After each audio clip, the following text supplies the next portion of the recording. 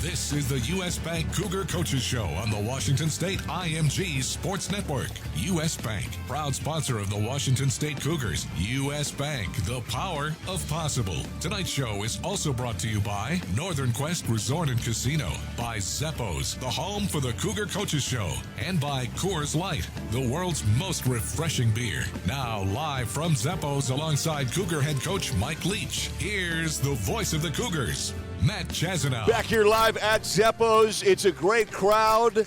We have Coach Leach en route. It's a home game. The Cougs take on Arizona, and Washington State remains 8th in the nation in the college football playoff poll, 9-1, a 31-7 drubbing of the Colorado Buffaloes. They hammered the Buffs and shut them out for the final three quarters. How about that? Down 7-0, 31 unanswered to finish it off. We've seen a similar deal here where in the USC game, they had the 80 yards rushing on that first drive and then not much after that. And Colorado had the 67 yards rushing, 64 on one play from Trayvon McMillan, who's a really good back. And then after that, shut him down. And about 9 yards total rushing from McMillan allowed after that. And the Cougs win it 31-7. And have won games 5 through 10 on my board here. I highlight all the W's, and you've got a whole lot of highlighters on here in a 9-1 season, 6-1, just a phenomenal year. Let's relive that for a moment. Coach Leach is visiting, is en route after the Thursday Night Football deal on the practice field. We'll talk to him in just a moment. Come back here live at Zeppos.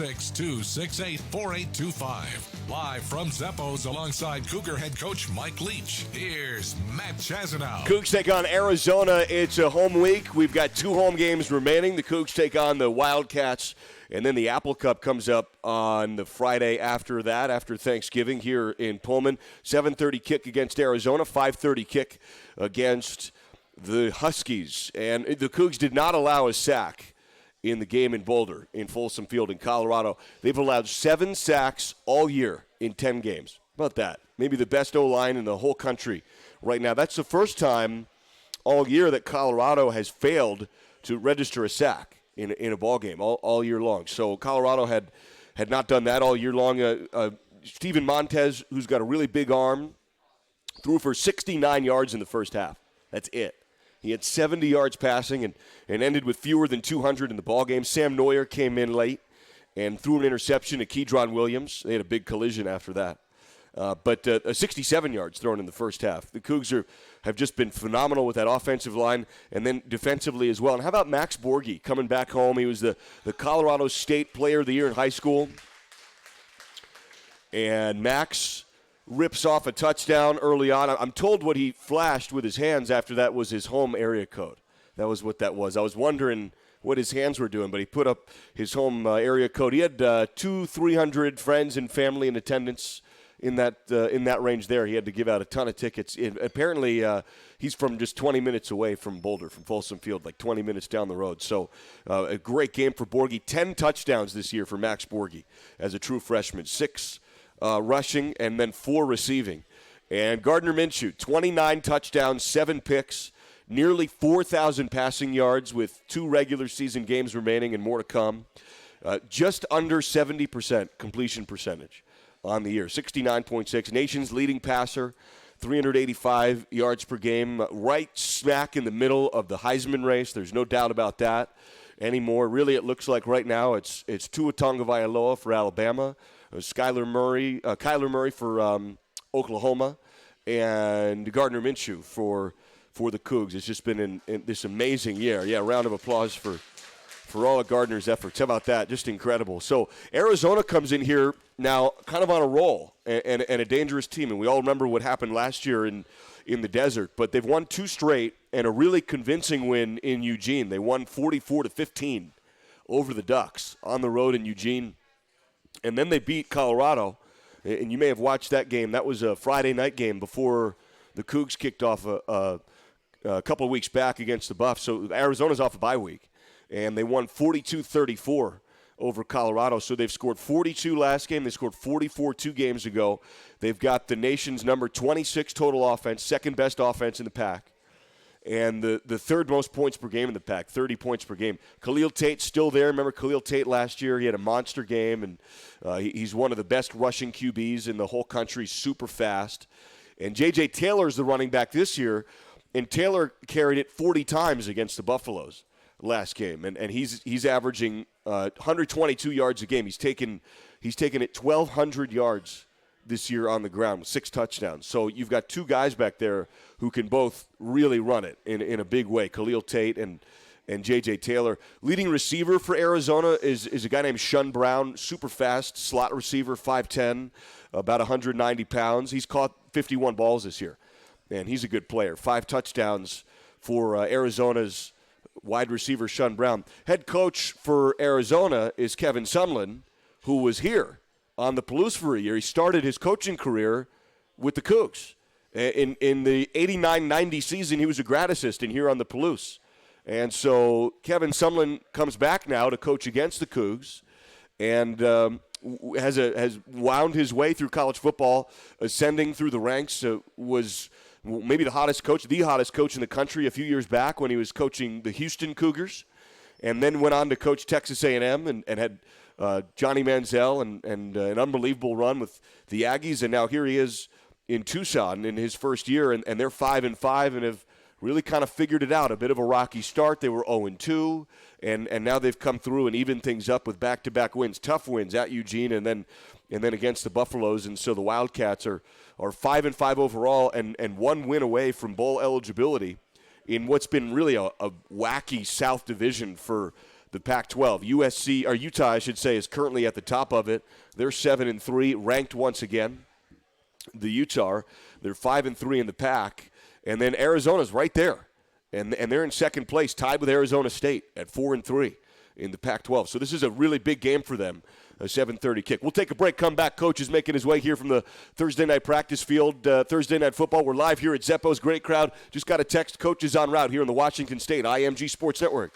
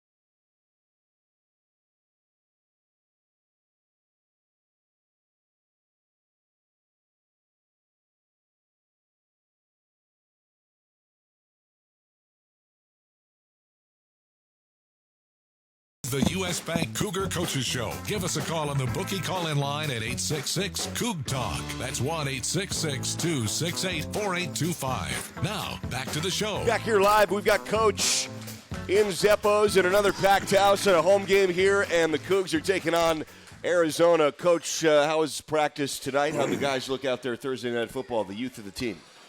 I thought we had pretty good practice overall for the day. Thursday Night Football I thought went good. There was some good stuff, some good highlights, that type of thing. I thought the defense was playing really well. I thought the offense moved the ball. And I thought overall pretty good. It's always hard to get the continuity you'd like on any side of the ball when you're playing that many people, but you're developing skills with a lot of young guys. You shut out the Buffaloes in the final three quarters of the game, 31-7. As you were looking at film and getting set for Arizona, what were you happy about for the performance in Colorado retrospectively? I thought our defense played hard and aggressive the whole day. You know, the one explosive that set up the touchdown, but I thought they played tough the whole day, and that's a good team to play tough against. You know, they're just kind of a physical, tough group, and it was swirling wind and that type of thing. And then offensively, I thought early we moved the ball. We weren't totally in sync, and then the second half, I thought we really got in sync. We had the ball. We did a good job hogging the ball.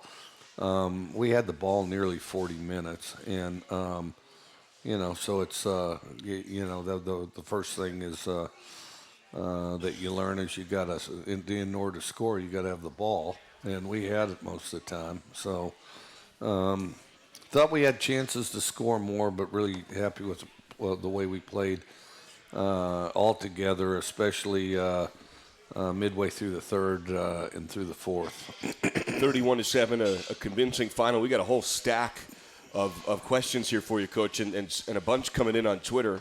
And, of course, if you want to call in, 866-268-4825, that's a good way to cut in front of the line. If you call in, we'll throw you right in front. Let's get right to the good stuff. Mike here in Zeppos asks you, what's the greatest rock and roll song of all time? The greatest rock and roll song of all time is Freebird. Okay. And I don't think there's any question on that. Oh, there's a lot of Freebird fans in here, a lot of Skinner fans. Well, you bet. And and even people that don't necessarily put Leonard Skinner to the front of the line, an awful lot of people would agree that Freebird's the greatest rock song of all time, which it is, and that's an indisputable question.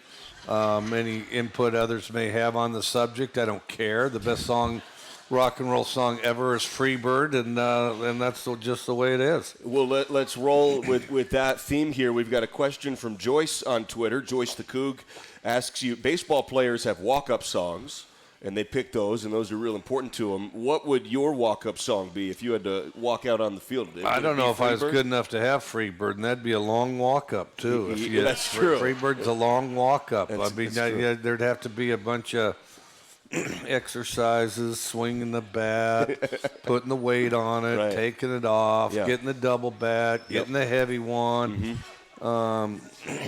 I don't know. I don't know what the walk-up song would be. I don't know. You ever play baseball? Did you go batting gloves or pine tar or anything like that? No pine tar. I actually wanted it less tacky, so I would put dirt all over my hands. Okay. I did wear batting gloves, but just on the left hand, or the the knob hand. I only on the one hand. Sure.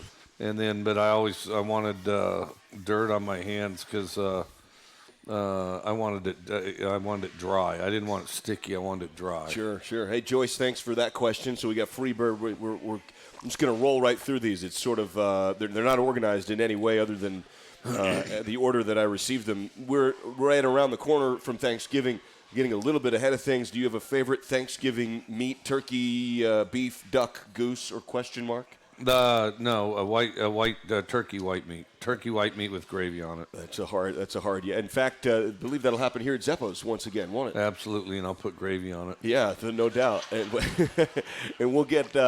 I always love the stats. Well, their turkey here is really moist. They do Yeah. a fantastic job of, it's really moist when you get it. It can dry out some. Not at Zeppos, it doesn't. I think it's amazing. Not only do they do it at the quality, but the volume. I mean, the stat, like the pounds of stuffing and mashed potatoes and corn and turkey is incredible. They're feeding the whole football team for Thanksgiving. Yeah, no, it's a lot. It's a lot out there. We got bowling tournaments going on and everything. Yeah, the whole deal. I heard Kyle Sweet's the best bowler in the Pac-12, by the way. And that was the hot rumor. I'm not sure. Tana Pritchard used to be really good at bowling.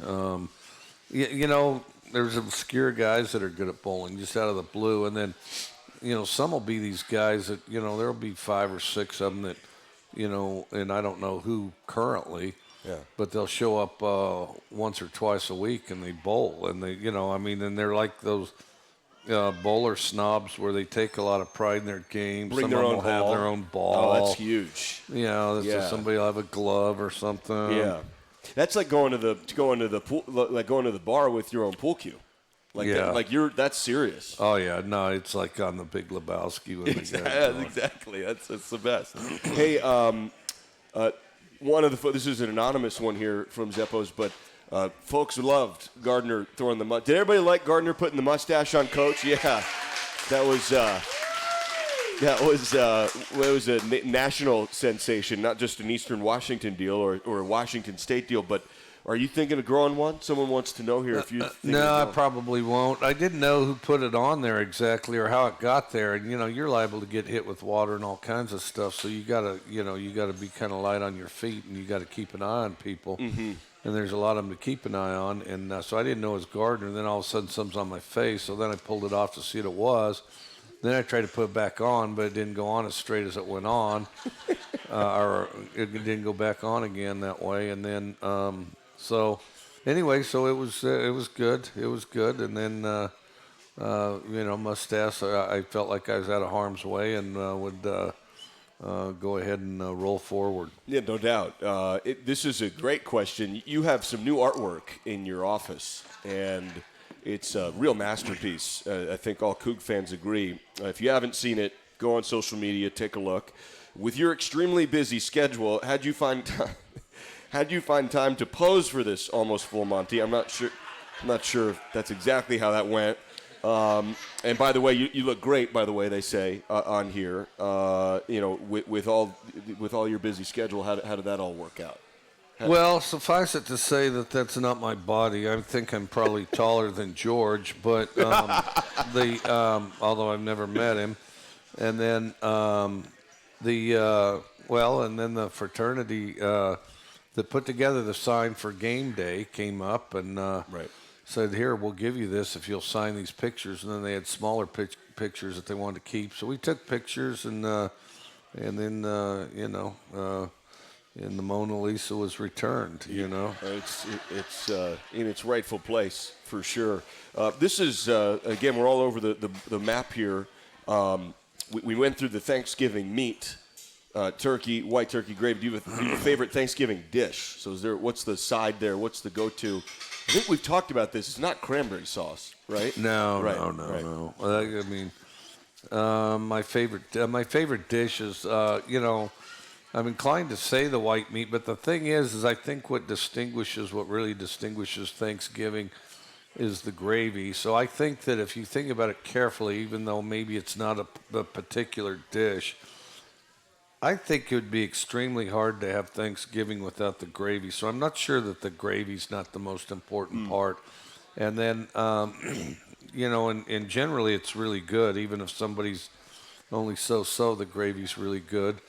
But nothing more disappointing than having bad gravy on Thanksgiving. Right. And because that's what dresses up and distinguishes all the rest.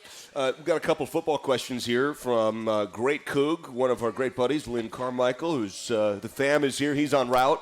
And Lynn, by the way, responsible for some gifts for us once again. He's got superstitions, and he's the best. He's the best. All kinds of stuff. Got this right here. The full jerky, for Coach. Catania Brothers. Delicious. From San Luis Obispo. There it is right there, San Luis Obispo, California. It's a great town. It is. Hey, so Lynn asks, as the season draws down, is it easier to keep the team focused because there's fewer games coming up, or is it harder because as the season wears on, there's maybe some loss of focus somehow just through the duration of everything? I don't. I think it's always a challenge. I think it's always a personal battle individually, coaches and players, because, just addressing yourself and your focus. I also think that with the players, it's always challenging too, because you're asking them to do things that are difficult and to get sharper and improve every step of the way. I think the most important element of it is consistent message from the coaches, but then also the key guys in the locker room maintaining the focus, it being meaningful to them and unacceptable to them to not have good focus. Thank you, Lynn, for your participation. Safe travels to you. Lynn, by the way, is in an airplane right now. I don't know if he's able to listen right now with that Wi-Fi, but hopefully that bandwidth is pushing it through there. Got another question here from a Coug on Twitter. We're now on the back end of the year, and everybody was talking about this on the front end of the year, and maybe you've had a little bit more time and scheming to deal with the new redshirt rule. Handful of games left, depending on postseason stuff and whatnot. How do you feel like the redshirt rule has played out this year, or will continue to play out? It's a new rule this year. What are your thoughts on that as we move through the season? I think it's a step the right direction. I think that I would include us with that. Teams and coaches haven't fully gotten the hang of the most efficient way to utilize it. I think we need to give that a little more thought, but I do think it's exciting to potentially have the opportunity to play some of these guys in a bowl game or something like that. And then I also think it can give you more depth. if all of a sudden somebody goes down and you got somebody that's ready to go. And to be clear, the red shirt rule is you can now play 4 games and still maintain your red shirt. And so if you play 4 games this year, you could still next year be a redshirt freshman, for instance, and not lose the year. All right, thanks so much for all those questions that came in there. For everybody who wrote them in, we're going to take a break and come back here live at Zeppo's talking with Coach Leach here on the Washington State IMG Sports Network.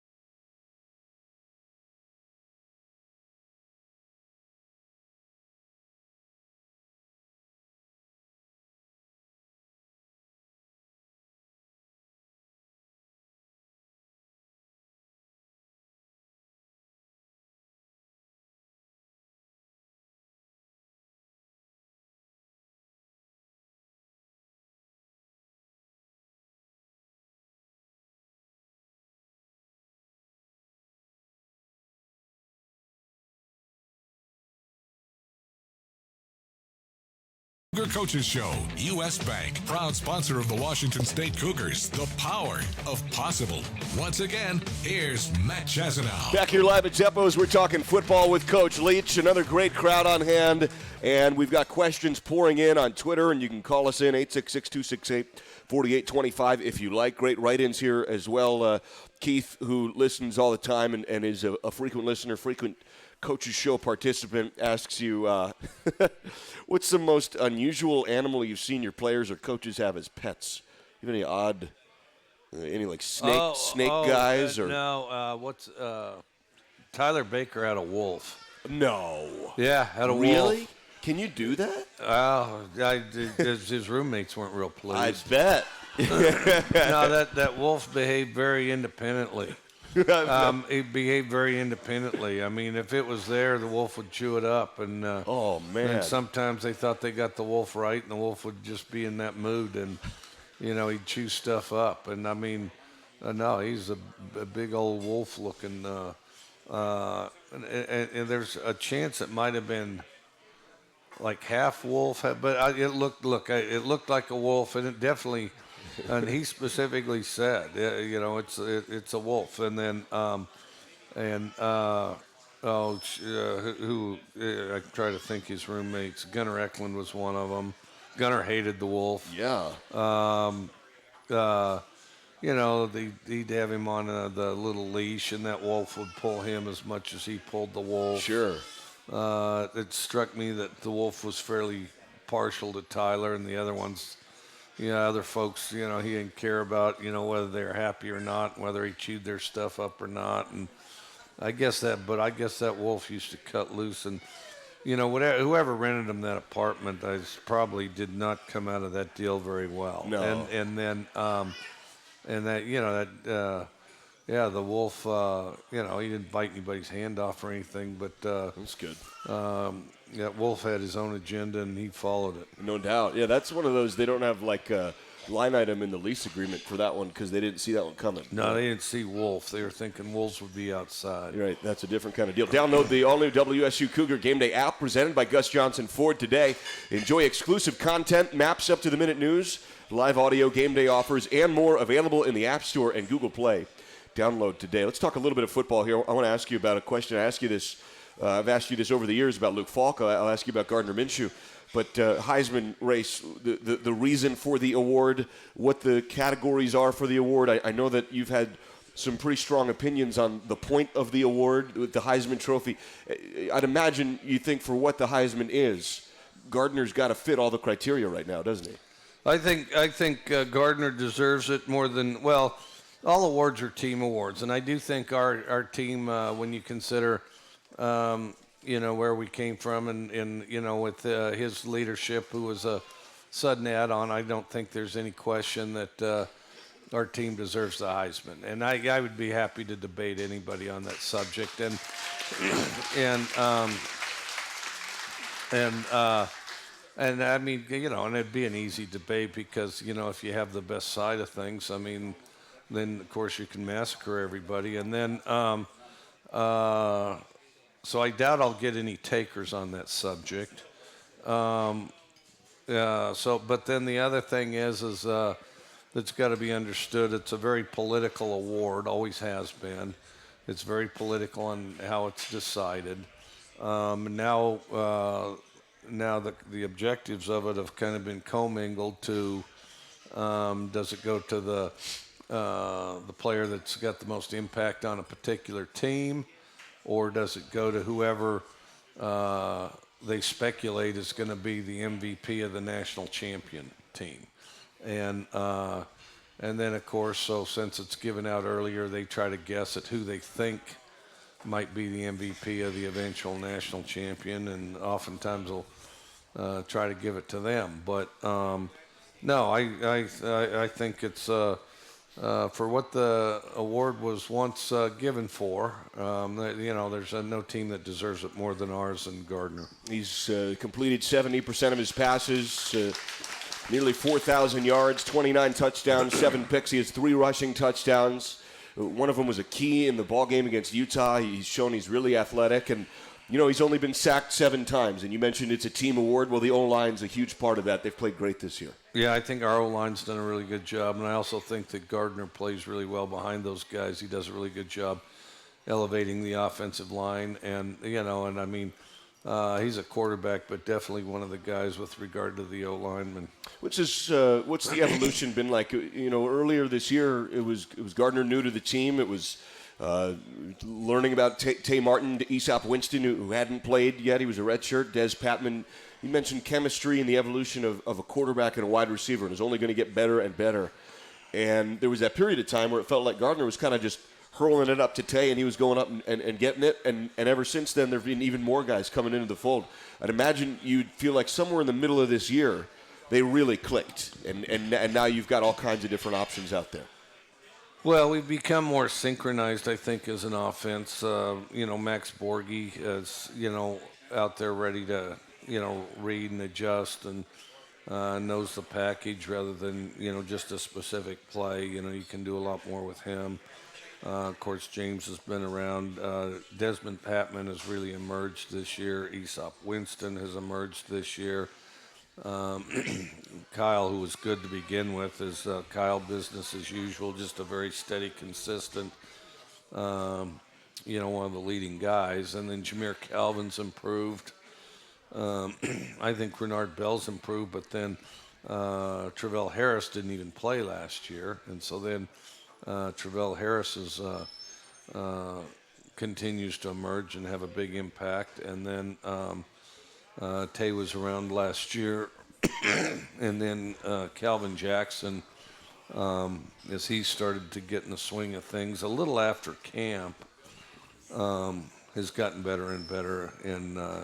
And all those receivers, with rare exception, I think, continue to emerge, continue to get better.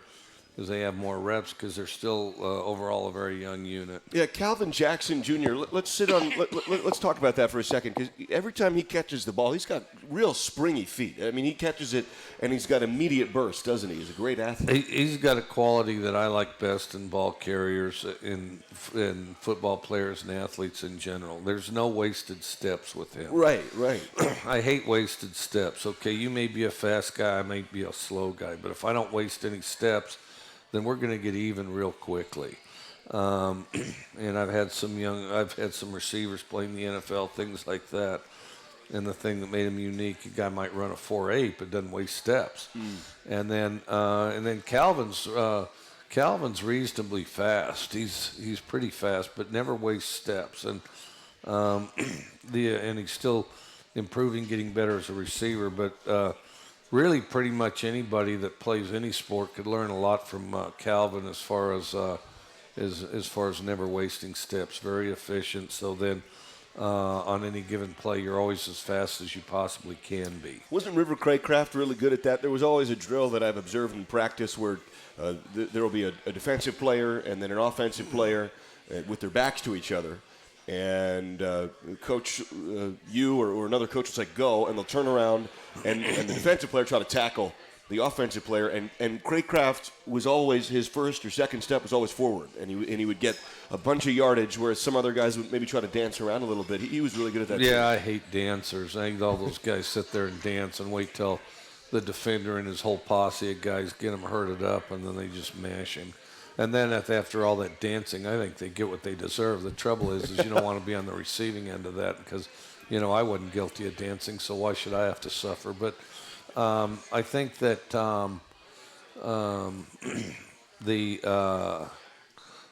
River was good at not wasting steps. He's not the fastest guy, but he's good at not wasting steps. And then, the only time he ever got in trouble, which you got to avoid this, is where he's going to try to guess what the defense might do or guess what somebody might do and then adjust to something that didn't exist, And I think all receivers have to fight that. But, no, I mean, if you're a guy that doesn't waste steps, you're looking for a guy. If somebody's a 4.7 guy, you want him to be 4.7 every snap. If somebody's a 4.4 guy and he's only 4.4 once in a while and the rest of the time he's late or confused, then all of a sudden he's a 5 flat guy. Well, you're better off with the 4.7 guys, 4.7 all the time. And I think Calvin's going to have a very good career here. I think he's going to be really good. And I think, because, what he does right now to me is a very good start. And then, of course, the other thing, Calvin's dad played, I forget how many, I'm going to say 16 years, a crazy length of time. For the Miami Dolphins. He was a defensive back. In his name, you guess it's Calvin Jackson.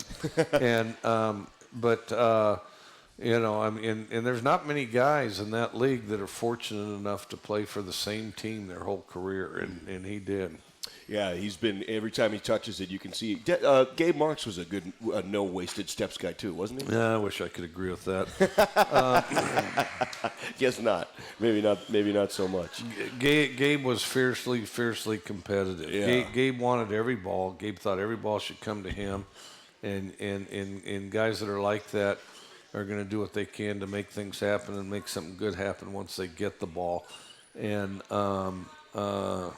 sometimes Gabe could get too creative, but the thing I remember most that I think made Gabe really good was the fact that he was just extremely competitive. I mean, if there was going to be a contest, he figured he needed to win all those contests and was going to be incredibly competitive to try to make that happen. For the world's most refreshing beer, 21 means 21. Celebrate responsibly with Coors Light, Coors Brewing Company, Golden, Colorado. Come back here live at Zeppo's Talking Football here with Coach Leach on the Washington State IMG Sports Network.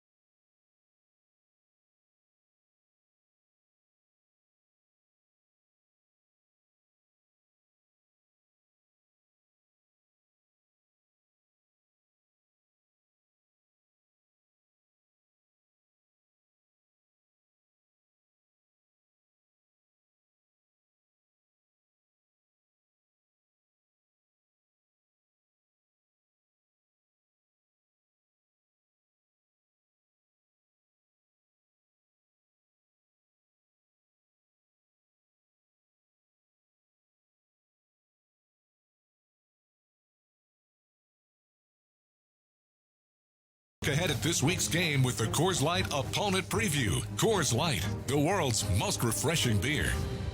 Back here live at Zeppo's talking football with Coach Leach. It is that segment of the broadcast with Coach where we go through the opponent preview, talk a little bit about the opposition here. It's Arizona coming in, Khalil Tate and J.J. Taylor. They're one of the most difficult running combos to stop in the Pac-12 in the country, aren't they? Tate's super fast at QB. Yeah, he's a real mobile QB. Like a lot of times people talk about quarterbacks are mobile and, they just sort of have decent feet. No, he truly is mobile. He's very mobile. He could play a variety of positions with his mobility. And then, of course, their running back's good and having a heck of a year. Yeah, Taylor, I think he carried it 40 times against the Buffaloes, about 40 carries. What do you make of a back who's that durable? That's not a common trait. Is it 40 carries in a ball game? That's rare. That's quite a lot. Hopefully they bruised him a few times, but they had an off week coming into us, so I'm sure they kind of massaged him and treated him a little bit. Sure. Kevin Sumlin is the first-year head coach.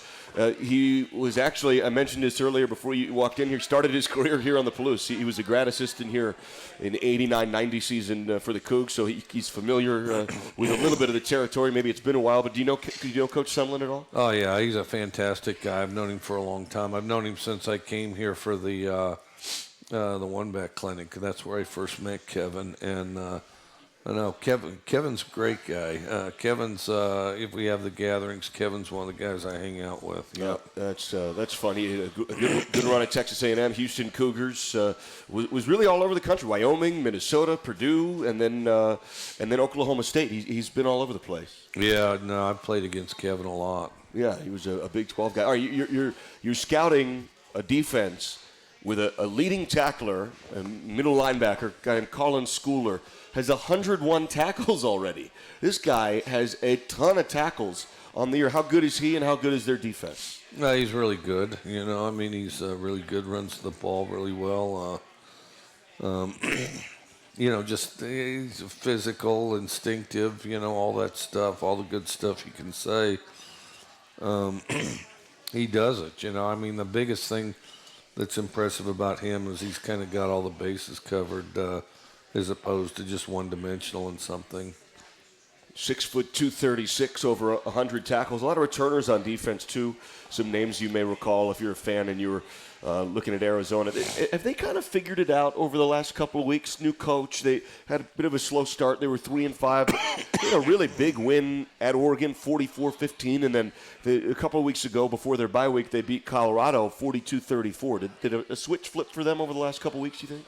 I don't know. I think that they've just continued to improve. I didn't think they were bad to begin with. It's not like they're that bad to begin with. I felt like I'm trying to think a week where I didn't think they looked good. I can think of weeks where they came up short, but I can't think of any weeks where they didn't look good because they're a fast team. They're pretty much fast at most positions. All right, that's our opponent preview. We are up against a break. U.S. Bank, proud sponsor of the Washington State Cougars. U.S. Bank, the power of possible. Take a break, come back here live with Coach next.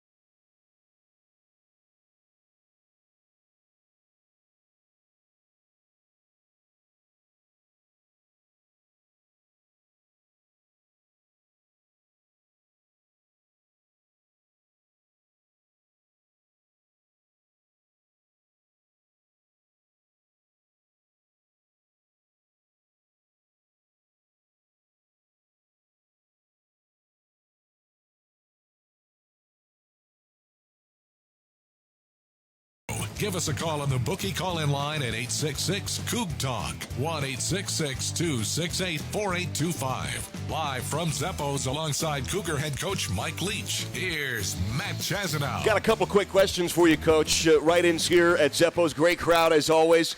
And then we are up against one final break, and we'll come back and put a bow on it. But I always love this question. This is a fun one. And you love multi-sport athletes, and we've talked about this a little bit. But if you could coach another sport at the D1 level, which one would it be? Have you ever thought about that? Yeah, I would have coached baseball. Oh, wow. When I coached baseball through my sophomore year in college, 15 through sophomore year in college, I always had a team every summer. Huh. I coached some in L.A. when I was in law school, a team. When I went to College of the Desert, I coached the baseball team a little bit, and then the AD said, no, you're just coaching football, no baseball. And then, baseball, it would have been baseball. And then, and I still like baseball a lot. And then when I thought about coaching, it was either going to be football or baseball, and so then it was football. Although I do think it'd be fun to coach rugby, which colleges have rugby, but it's not a Division I sport. It's a club sport. I think it ought to be a Division I sport. And then, no, I always I think rugby would be fun. The only negative to rugby, and I love rugby, and to record it and watch it in the middle of the night, it's flowing enough that you don't really have as much the impact on a particular play here, a particular play there. As a matter of fact, for a long, long time, coaches were always in the stands in rugby. They weren't on the field. Now they're kind of on the field, but they'd be in the stands, and you'd run practice. But I love rugby as a sport. I think it's a great sport. I think it's I think it's one of the best sports there is, and I think everybody should play it. And we have rugby here at Washington State. Our women have done real well in the past, and of course the men are competitive too. So anyway, you were credited with changing the game really with the air raid and the way you've developed it with Coach Mummy and the way it's evolved. Did you look at baseball at all in any way and try to do anything different there? Was there anything you looked at and thought, well, we could kind of tinker here and go play defense this way or shift this way or anything like that? Well, any team thing has that. Any team thing as far as evaluating the talents and capabilities and trying to get them to the surface. Baseball, you'd pull a guy out in this situation, put that guy in. There's a lot of that, which I think is really good practice for football. And then, just handling players, as they have their ups and their downs. And then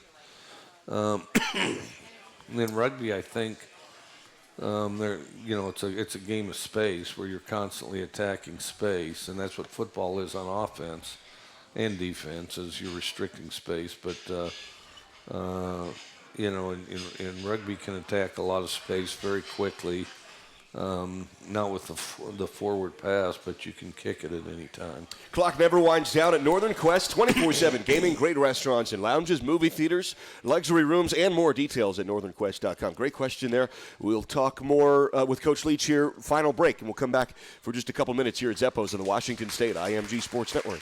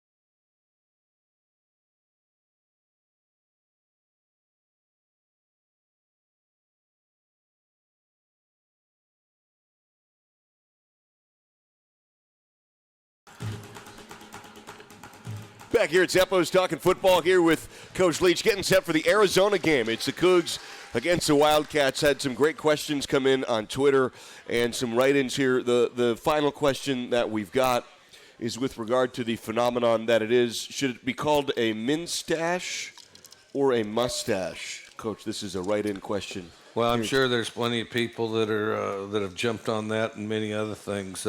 Key question. As much as I respect Gardner and his mustache and all Gardner stuff combined, Yep. I'm still a little befuddled how this thing took off in such a way. But, his face does carry a good mustache. I got to admit that. But in this game, there's a lot of mustaches out there. Yeah, you mentioned that. There have been some prior, haven't there? I mean, everybody loves the QB, but you're right. There have been some other that have longevity. And it's not like some Raleigh Fingers looking deal, No, it's not. That's a good point. The TBD on that question there, we'll kind of figure that out. You got Arizona coming in. I think that the coach relationships in the league are always fun, and it's neat to hear that you and Kevin Sumlin go so far back. We go way back. We used to see everybody all over the state of Texas, and I'm not altogether sure he didn't move to this conference just to follow me. Because, is that what it is? Yeah.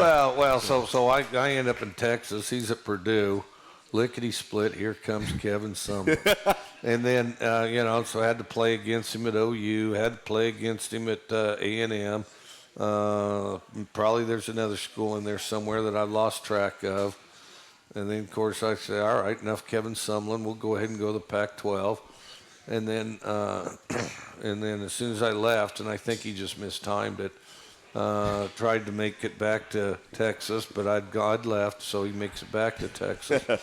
And then I feel like I'm safe and sound here in the Pac-12, and here comes Kevin Sumlin. So, anyways, it's good to have him. I enjoy his company, and I wouldn't see him as much if it weren't for the fact he's in the conference. I love it. I love to, like you said, too much is made of the handshake, but it's always fun to hear when coaches who all know each other get along so well. Hey, huge thanks to Pat Phelan back at the U.S. Bank Network studios. Jared Prengruber, who shies away from all attention, does a great job there in the corner working for the Cougs. Thanks to everybody who showed up for write-in questions, for Twitter questions. Coach, thank you for your time, as always, very much. Really appreciate it. All right, thanks. Go Cougs. Washington State takes on Arizona on Saturday.